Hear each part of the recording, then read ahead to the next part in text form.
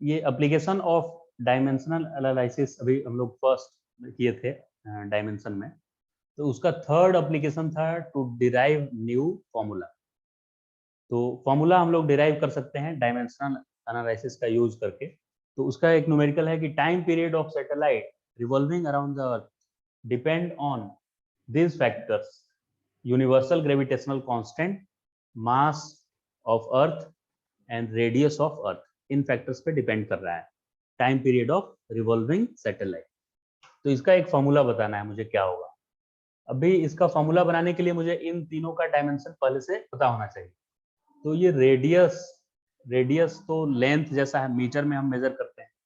तो रेडियस का डायमेंशन जब भी लिखने के लिए आएगा तो उसका मैं डायमेंशन एल यूज करूंगा।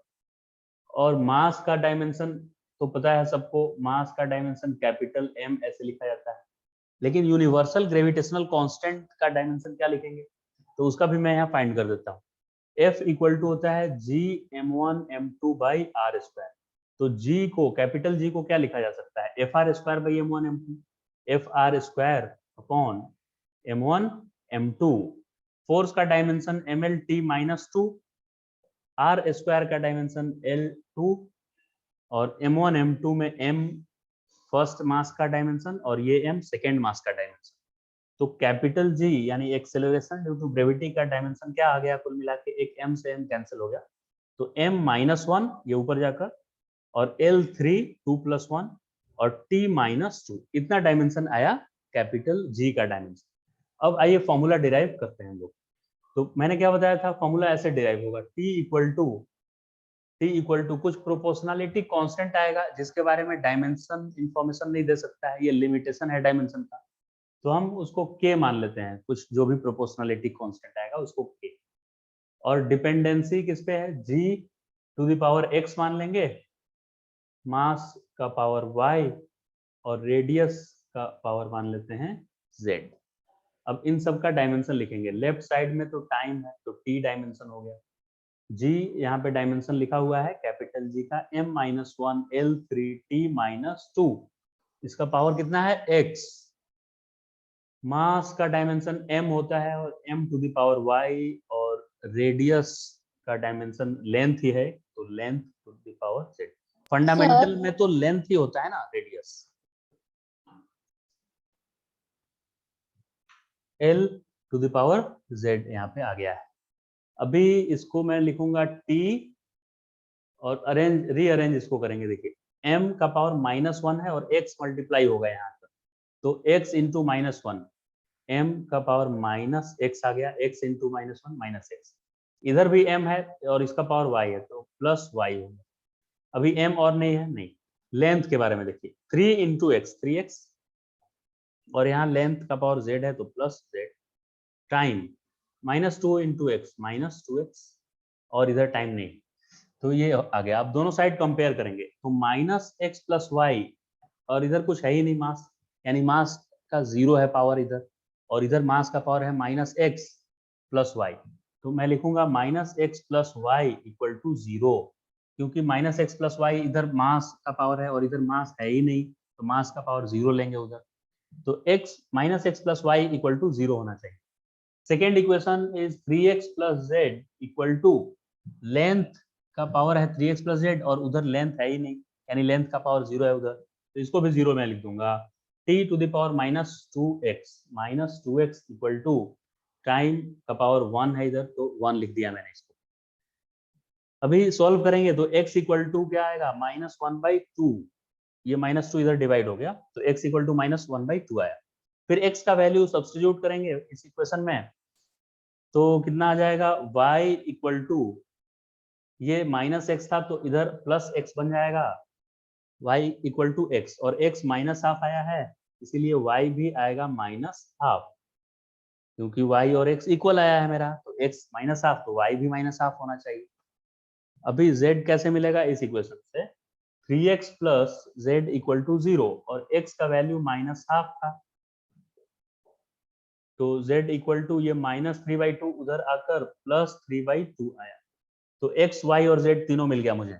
अब फॉर्मूला देखिए मैं लिखने वाला हूँ, t इक्वल टू कुछ कांस्टेंट आएगा और ग्रेविटेशनल एक्सेलरेशन का पावर x आना है, x माइनस हाफ है, यानी इसका माइनस हाफ आएगा, और मास टू द पावर y लाना है, तो मास जितना भी है और y माइनस हाफ है, और थर्ड में रेडियस आया है यहाँ, तो रेडियस का पावर 3/2।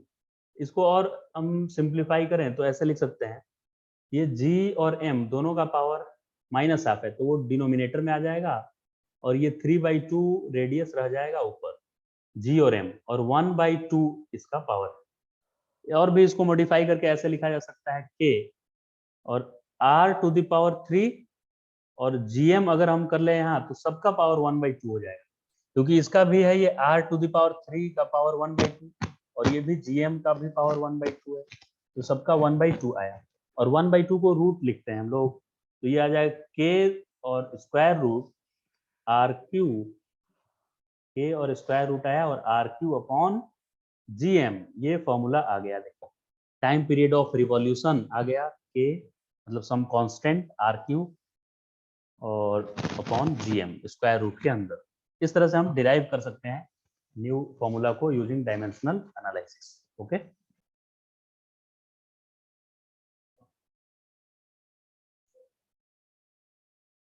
अभी हम ये सब डिफरेंशिएशन और इंटीग्रेशन वाले टर्म में डायमेंशन पता करेंगे, कितना डायमेंशन, जैसे dx बाई dt दिया है और इसका पूछता है कि डायमेंशन क्या होगा, तो dx का मतलब क्या होगा, x एक डिस्टेंस जैसा क्वांटिटी होता है, और dx का मतलब होता है चेंज इन डिस्टेंस या चेंज इन x।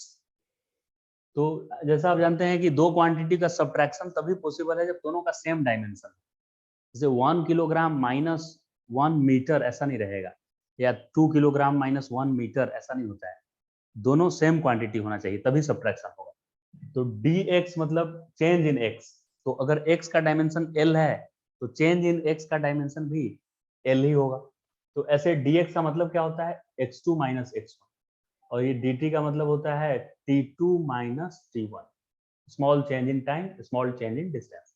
तो चेंज इन डिस्टेंस का l होगा और चेंज इन टाइम का t होगा, तो इसका dimension L T minus one आ गया, एल टी माइनस वन। या एक और भी तरीका था करने का इसको, ये dx by dt rate of change of position है या rate of change of distance है, इसको स्पीड बोला जाता है, स्पीड, और स्पीड का डायमेंशन तो यही होता है L T minus one, right, ऐसे भी कर सकते हैं।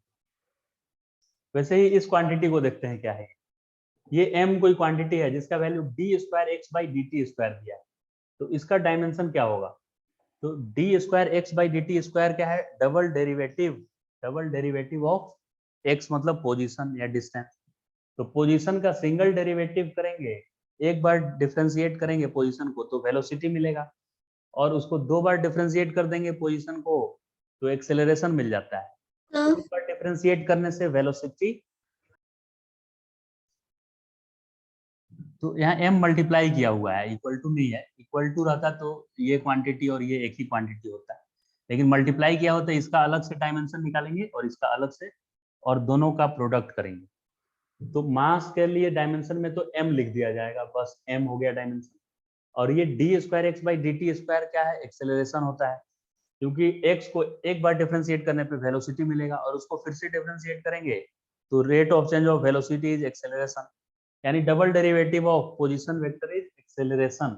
तो एक्सेलरेशन का यूनिट होता है एल टी माइनस टू, तो कुल मिला के इसका यूनिट हो गया m1, और l भी देखिए 1 आ गया, और t minus two, m1 l1 और t माइनस टू आया। ये थर्ड करने का भी दो मेथड है मेरे पास। एक तो जो पहले से हम लोग जानते हैं कि वेलोसिटी टाइम ग्राफ का एरिया मिलता है इंटीग्रेशन से, इंटीग्रेट करने से एरिया मिलता है और डिफरेंशिएट करने से स्लोप मिलता है। तो वेलोसिटी टाइम का इंटीग्रेशन मतलब वेलोसिटी वर्सेस टाइम ग्राफ है और उसका एरिया निकालना है। तो वेलोसिटी टाइम का एरिया निकालने से मुझे डिस्प्लेसमेंट मिल जाता है, वेलोसिटी टाइम का एरिया निकालेंगे तो क्या मिलेगा, डिस्प्लेसमेंट, और डिस्प्लेसमेंट का डायमेंशन होता है एल, सिर्फ होता है बस, उसमें एल रहता है डिस्प्लेसमेंट के डायमेंशन में, राइट। और दूसरा मेथड ऐसे भी कर सकते हैं कि इन दोनों का प्रोडक्ट किया हुआ है, तो वेलोसिटी का डायमेंशन होगा एल टी माइनस वन, और उसमें मल्टीप्लाई करना है डी टी मतलब टाइम, टाइम मल्टीप्लाई किए तो टी से ये टी माइनस वन कैंसिल होके एल आ जाएगा, ऐसे भी कर सकते हैं। या ये भी समझ सकते हैं कि वेलोसिटी टाइम का इंटीग्रेशन माने एरिया डिस्प्लेसमेंट देता है, तो ये डिस्प्लेसमेंट का एल हो गया। वैसे ही एक्सेलरेशन टाइम का एरिया निकालने पे मुझे एवरेज वेलोसिटी मिलता है, एटी ग्राफ का एरिया निकालने से वेलोसिटी, और वेलोसिटी का डायमेंशन क्या होता है, एल टी माइनस वन, तो इसका आंसर आ गया एल टी माइनस वन। या ऐसे कर सकते हैं, इसका डायमेंशन मल्टीप्लाई कर दीजिए, एक्सेलरेशन का dimension L T minus two और टाइम डिफरेंस का डायमेंशन टी, तो एक टी सब्ट्रैक्ट हो गया इसमें, तो एल टी माइनस टू में से वन माइनस हो गया तो माइनस वन आया, तो एल टी माइनस वन यहाँ से भी आ रहा है और यहाँ से भी। तो इस तरह से इंटीग्रेशन और डिफरेंशिएशन वाले टर्म का भी डायमेंशन फाइंड कर सकते हैं। डायमेंशन में प्रिंसिपल ऑफ होमोजेनिटी का मतलब होता है कि दो फिजिकल क्वांटिटी को हम लोग तभी ऐड या सब्ट्रैक्ट कर पाएंगे जब दोनों का सेम डायमेंशन होगा, लेकिन मल्टीप्लाई और डिवाइड कर पाएंगे हम लोग डिफरेंट क्वांटिटीज को। यानी वेलोसिटी में मास मल्टीप्लाई कर सकते हैं लेकिन ऐड नहीं कर सकते, मतलब ऐसा एडिशन रॉन्ग होगा करना। 2 मीटर पर सेकेंड में 3 किलोग्राम, ये रॉन्ग हो गया। सेकेंड क्या है, 2 मीटर पर सेकेंड में मल्टीप्लाई कर सकते हैं, ये सही है। तो इन सब रूल्स को बोलते हैं होमोजेनिटी, बोलते हैं प्रिंसिपल ऑफ होमोजेनिटी। तो ठीक है, 2 इंटू थ्री ये मल्टीप्लाई हो जाएगा, ऐड या सब्ट्रैक्ट नहीं हो पाएगा। और क्या ध्यान में रखना है कि अगर इन दोनों दो क्वांटिटी को ऐड सब्ट्रैक्ट कर रहे हैं तो सेम होना चाहिए। जैसे ये 2 मीटर पर सेकेंड है तो दूसरा वाला भी कुछ मीटर पर सेकेंड में ही होना चाहिए। तो इसका जो रिजल्ट आएगा इधर, क्वांटिटी, जो भी क्वांटिटी इधर हम रिप्रेजेंट करें, ए बी, ए से रिप्रेजेंट किए, तो ए का डायमेंशन वही आएगा जो इसका डायमेंशन है और इसका डायमेंशन है। इसका ऐड होके नहीं आएगा डायमेंशन,